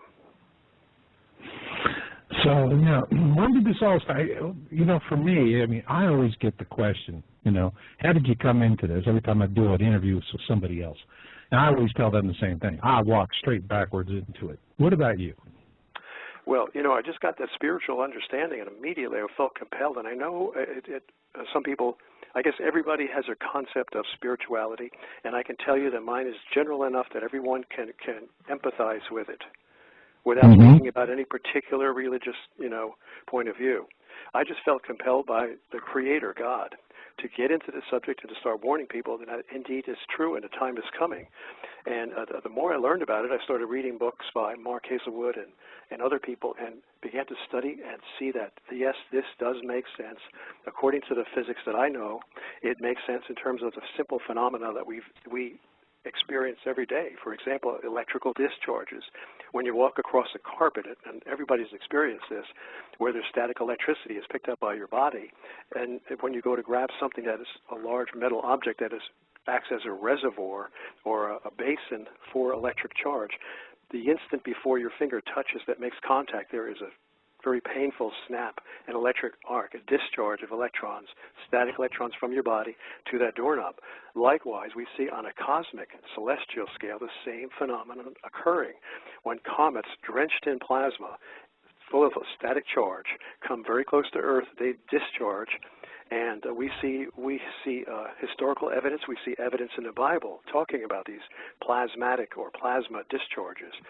Many people believe that the Grand Canyon was formed by electrical discharges causing arc welding, sort of, or a routering effect into the surface, deep into the surface of the Earth.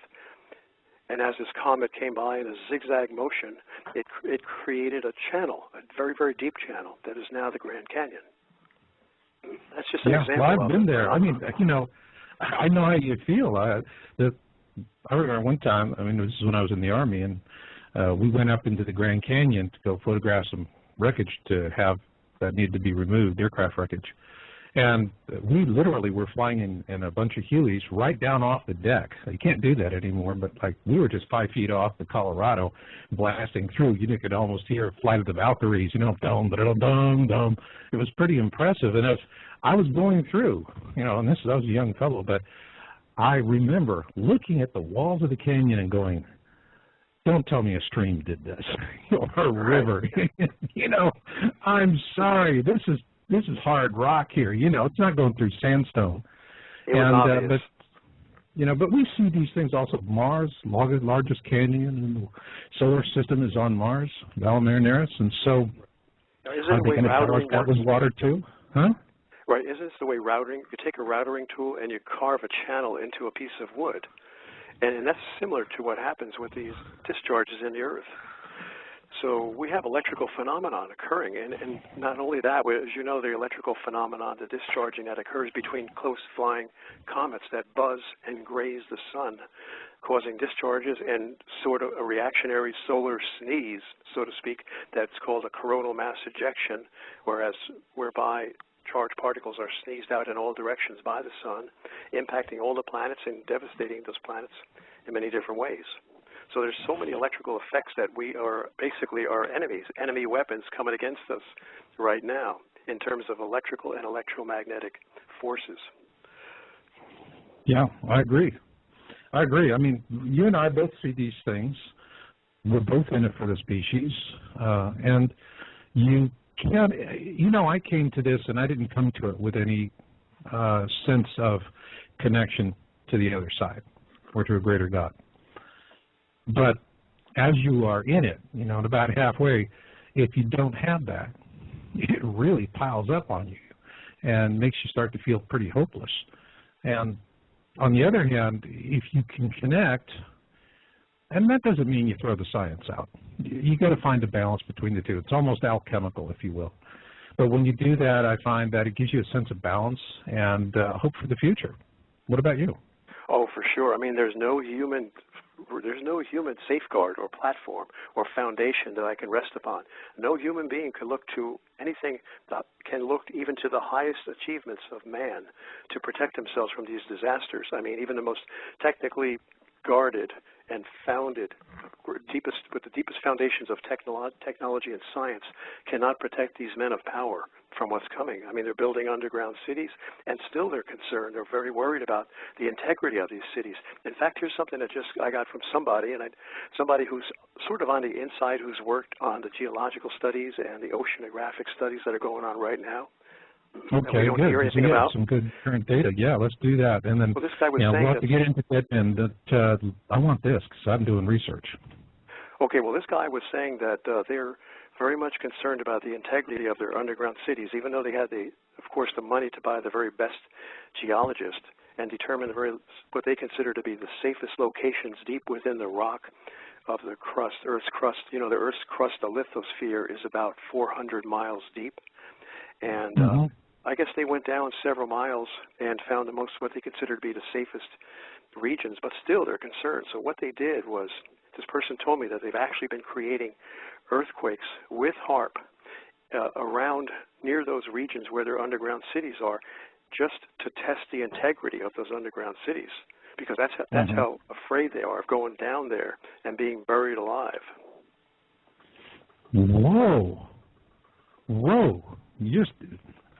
That's some serious stuff. So they went down 2 miles, and now all of a sudden the best laid plans of mice and men, right? Yeah, I mean, I don't know how many miles. It could have been 4 or 5. I'm not sure exactly. But if you look at the earthquake, now we can corroborate this information by looking at the depth of some of these questionable earthquakes that people are insinuating are caused by HAARP.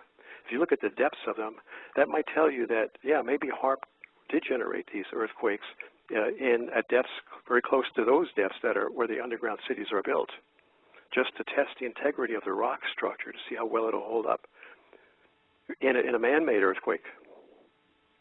Wow. Well,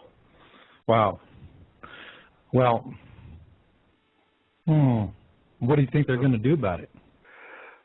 They're scared. In the long run, they're crying. So, I mean, the best laid plans of mice and men are failing. Now they don't know what they're going to do. Well, they're still going to go underground, but the best laid plans of mice and men are quite questionable and quite dubious when you've got a planet that's going to come in and wreck the entire, you've got a brown dwarf star that's going to come in and wreck the entire surface of the planet. Right. I mean, they knew from the beginning that what they were doing was, just a long shot, to say the least, building these underground cities. I mean, Schneider was talking about all of that. He was talking about. Oh, I've heard. Yes, I read about him in your book, and I've seen some of his videos on YouTube. But I'm really sort of pleasantly surprised to hear that Phil Schneider was expressing the same or interpreting the power elites' fear and apprehension about this whole thing, despite the so-called complexity of their cities. Is that true? Mm-hmm. I can imagine they would be, because this is a superhuman event, and man going up against a superhuman event is like it's just there's no match at all. So anyone would be quite apprehensive about it, I'm sure. I would be. In fact, I would never go underground except for the solar scorching that's going to come. That's the only thing that would drive them underground, is the solar scorching. Because how else can you escape it? Yeah. I mean, when we were doing the channeling research, we had guides that were telling us, and different guides, and they all said this 2 miles underground plan was not going to work out for them, that they weren't going to fare that much better than anybody that's on the surface.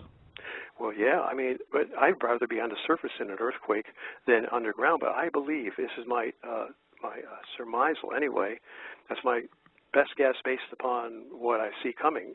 And we know the solar scorching is coming. If you see the movie Knowing, you see a graphic portrayal of that solar scorching that will basically kill most of the life on Earth, on the surface. And that would be the only reason that I could think of why they would want to go underground. Certainly not to protect against earthquakes, certainly not to protect against floods. I mean, they would have to come back out of the ground when the flooding comes, come back out of the ground when the earthquake happens. And they don't know, because those events may be happening simultaneously. So I think they're scared. They're like a fighter, going up against a world champion, and they know they don't have a chance of winning that bout. Yeah, I mean, it's not working out for them.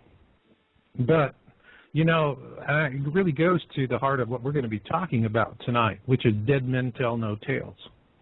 And I think that a lot of these incidents where people who were really getting to the heart of the matter met very sudden and tragic ends. And this was happening years ago, you know, back even before, in some cases before I was even getting involved with it. And in particular, you know, is that article, that fabulous article that you wrote for Yowza. And I can remember at the time we published it, I thought it was just an interesting article. It needed to go out. But what I realized was that after we published Planet X and the Mysterious Death of Dr. Robert Harrington, and by the way, for my listeners, in the show description is a link to that article on Yowza.com, and you can go and get there and see what was written. This was back in May 2008. But this explained to me why all of a sudden there was this inexplicable stoppage, as though the whole topic of us being in a binary star system fell off of a cliff. All of the astronomers and scientists and science writers got a simple, subtle message with his death. This is a third-rail topic. People with power will not tolerate you talking about it. And if they can take a run at you, you know, that's it. You're going to be running a spumoni cart in front of the Colosseum in Rome if you're lucky. But with his death, I mean, I think it's really necessary for people out there to understand the mindset of the people who did this, because, as you just mentioned in the opening of the show, things are not working out, okay? And the dots are not connecting the way they thought it would. And they went to extreme measures to, well, let's just call it what it is, to assassinate people that wanted to come out and tell the rest of us poor schmoes what the heck's going on. Robert Harrington was one of them. Brilliant man, tragic, sudden death. His widow believes he was assassinated for his work on Planet X. So do I. So let's start with that, and then let's get into some of the other folks. But then later on in the second half of the show, after we have done 10 Dead Men Tell No Tales, what I want to do, John, is then take that, move it forward into the present so people can see how all of these dots are connected from our point of view as Planet X researchers. Okay? Okay. Dr. Robert S. Harrington was the chief astronomer of the United States Naval Observatory in Washington, D.C. Dr. Harrington is mentioned in a landmark New York Times article of 1983, prior to the launch of the infrared astronomical satellite. I won't read the article because it's very lengthy, but it's a wonderful article, and Marshall has it posted on his website. In that article, it mentions, I'm just going to quote the part, Dr. Robert S. Harrington believes that this is a brown dwarf star. I think it says it somewhere in the article. And incidentally, here's a very telling phrase in that article that everyone should remember, because it absolutely proves that this body is coming in.